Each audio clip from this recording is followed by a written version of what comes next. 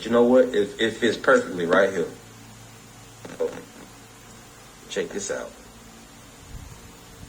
Edomites, the descendants of Esau, actually made up the Roman Empire. As a matter of fact, the Jewish Encyclopedia also states that the name Edom is used by the Talmudists for the Roman Empire, and they applied to Rome every passage of the Bible referring to Edom or to Esau. Where is Edom today? Esau's land was called Edom. Edom is the country of Jordan and the place of Petra, the city in the mountain. Look at the architecture of the photo at Petra, which is Edom. Notice how it resembles Rome along with many of the structures all over the world.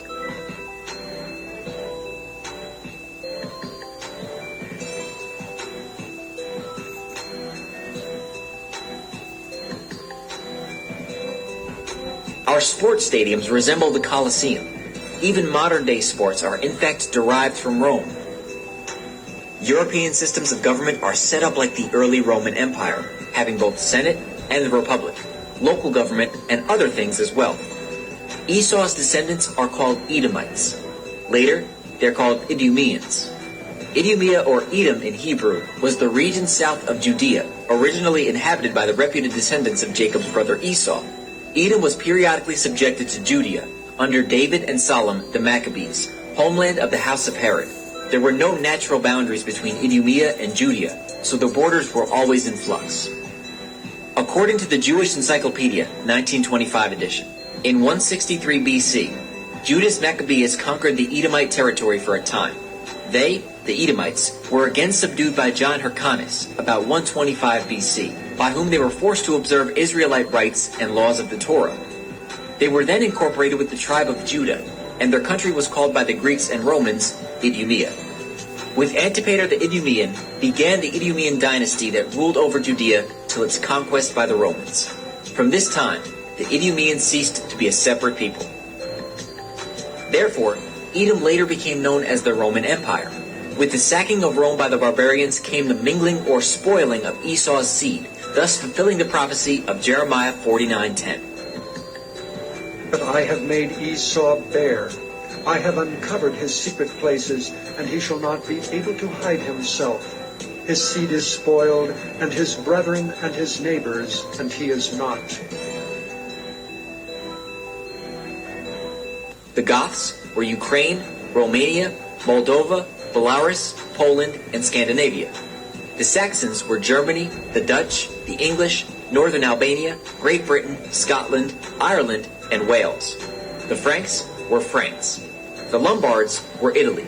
The Vandals were East Germany, which were known for their senseless destruction, which is where we get the term vandalism. Vandalism is the behavior attributed originally to the Vandals by the Romans in respect of culture, ruthless destruction or spoiling of anything beautiful or venerable. These kingdoms all branched off into other kingdoms such as Canada, America, Caucasus, Siberia, Central Asia, Sweden, Finland, Norway, Ireland, and maybe others. No, together these kingdoms all make up the rule of the entire world. Esau and his kingdoms, Edom, will be ruling at the end of the world, and Jacob will rule afterward in the millennium under the Messiah, Yeshua. See it?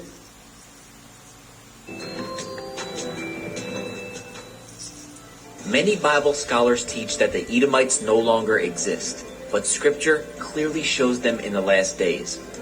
Was not Esau Jacob's brother, saith the Lord? Yet I loved Jacob and hated Esau, and laid his mountains and his heritage waste for the dragons of the wilderness. Whereas Edom saith, We are impoverished, but we will return and build the desolate places.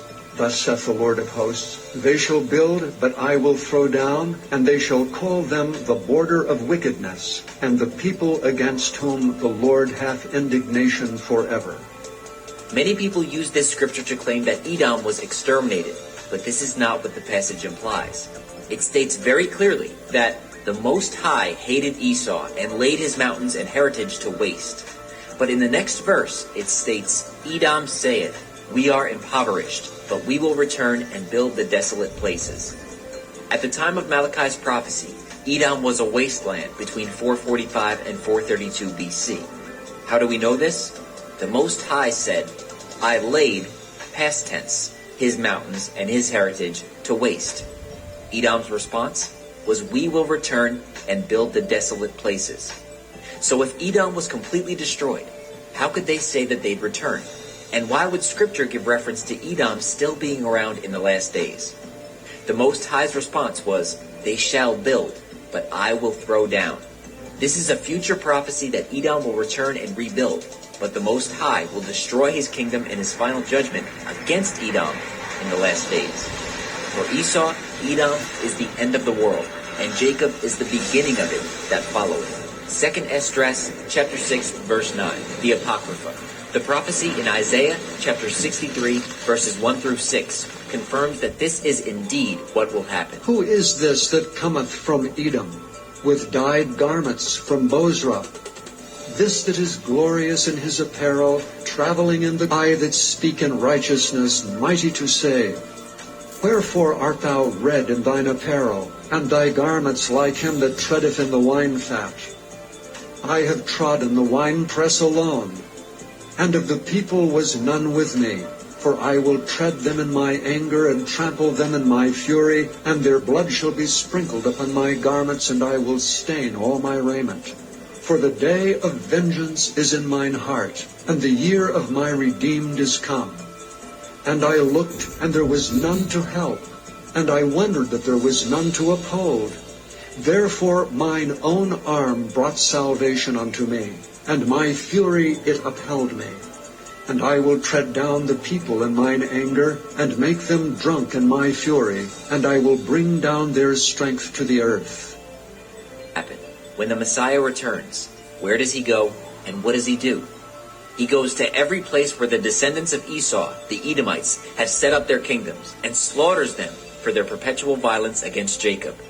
He treads the winepress, and his wrath is accomplished. Further proof is in the book of Daniel, which states that in the future, and that's as far as it goes.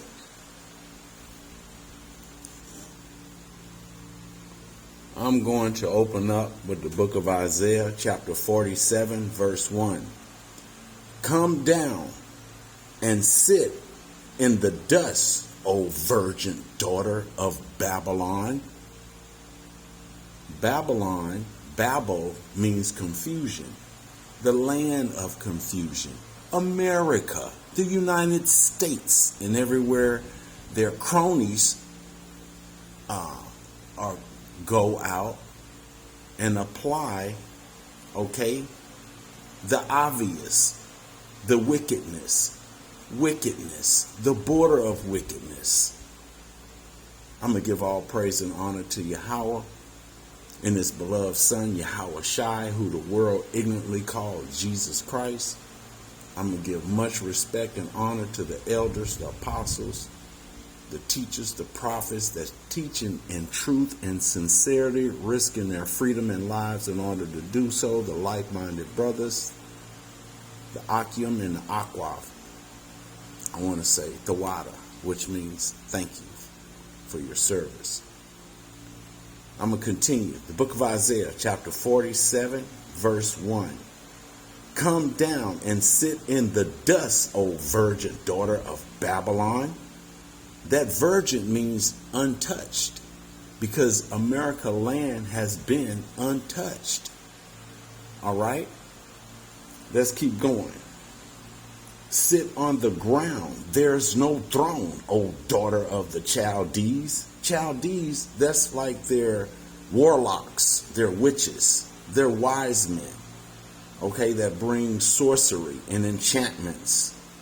All right? That's how they exercise you in to their structure, to their system, to their darkness. For thou shalt no more be called tender and delicate, because the Lord is you're gonna sit down in the dust, right where you belong.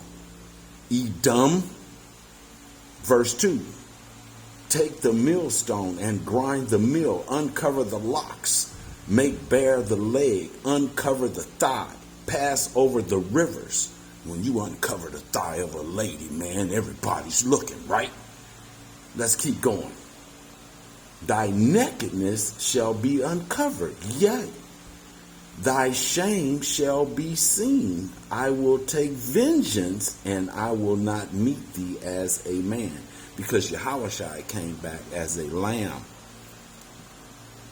When I say came back, if you can receive that, I don't want to get into that one. But, because that goes into King Solomon. But he came as a lamb. He's not coming back as a man. He's coming back with immortality and power in the fullness of his strength. Verse 4. As for our Redeemer, okay, because that seems like the our, that's possessive. The Lord of hosts is his name. That's for the Israelites, that our. The Holy One of Israel. Because everybody is calling upon all these other gods, but they're not calling upon the Holy One of Israel.